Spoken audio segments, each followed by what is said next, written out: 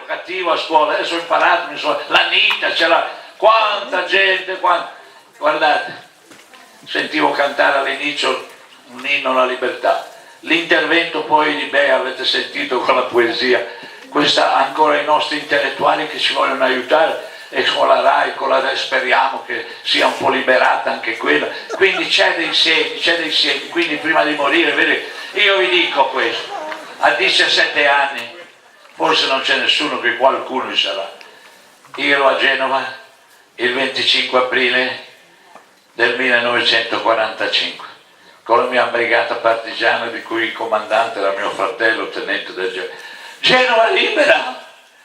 17 anni, quindi non ho dei ricordi così, ho visto tutto, e verso il maggio, primi di maggio, è arrivata la divisione corazzata americana, mio fratello parlava inglese, cosa dice quello ufficiale americano lì? E che ridevano, e disse, meravigliato, siamo arrivati alla divisione corazzata che venivano pensate dalla Sicilia, poi Monte Cassino, e trovare la città dove c'era l'Aitran, dove c'era la gente da sorridente, la gente che cantava, libera.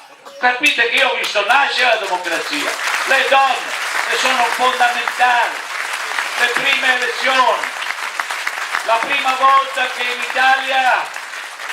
Italia le donne avevano diritto al voto, cose che ai seggi del 46, erano tutte donne, tutte, finalmente anche noi abbiamo la possibilità di partecipare. Un grazie, un abbraccio veramente a tutti, poi è stata ricordata la Costituzione, ed è chiaro, pensate questi padri costituenti, più di 300 eletti, c'era tutta Italia, e col rispetto delle autonomie, ma che corrono come il nostro Mazzini qui che a 16-17 anni ha questa intuizione, io mi vestirò di nero, a 16-17 anni, lui già dalla piccola bolla, fin tanto che l'Italia non sarà unita e repubblicana. Repubblicana vuol dire, qualcuno in latino, res publica, la cosa è di tutti, la distribuzione di tutti, il lavoro, la scuola, la sanità. Vi rendete conto? Arrivano, c'era tutta Italia.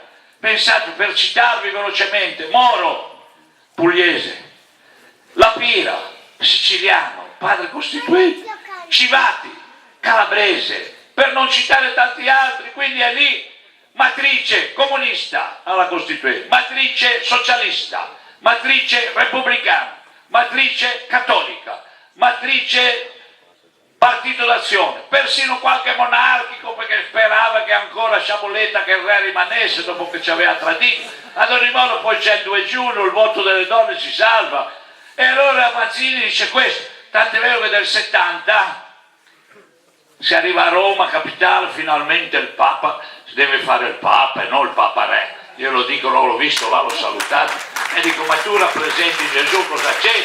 Lascia questa libertà. Allora questo cresce. Io ogni tanto, voi lo sapete tu, sono un prete un po' birbante, anche se amo la mia chiesa, tutte le volte che incontro il cardinale mi dice, preghi, e fatti conto se prego, quando voi superiori mi bagnate delle zuppe con le crociate sul divorzio, sull'aborto, e io prego il Padre Eterno, dico, ma aiutali, io li amo i vescovi, aiutali. A un certo momento, non so se era il cardinale Damanzi, preghi, e dai alla turla, e certo che prego. A proposito, eminenza, c'ho una preghiera che la recito ormai da tanto tempo, so che per divulgarla ci vuole il nulla osta del vescovo, lui intricante, era bravo, Damanzi, simpatico, brianzone. Ieri sera io ero a Lecco, dico salutatemi il cardinale arcivescovo, l'ho fatto un po' disperare, però gli voglio bene. A un certo arriva un ragazzo da me, ultima spiaggia siamo, perché il primo articolo della Costituzione dice, tu correggimi Andrea, dice la Repubblica Democratica è fondata sul lavoro, poi mi fa, mentre mi congedava, lesi, perché è laureato in economia e commercio, deve stare a Genova perché lui con i vecchi li gordinza loro, i fratelli ammalati, non può andare a lavorare fuori. Andrea, leggilo tutti, la Repubblica è fondata sul lavoro, e fa, punto! Beh, mi ha dato una pessata sul piede, soldato. E non c'è cocodè, mobilità, marchione, mirchione, flessibilità, disoccupazione, precariato. il 30% dei nostri ragazzi giovani vanno verso proprio alla disoccupazione. Quindi questa città che si sveglia, questi principi, e poi noi siamo marinai.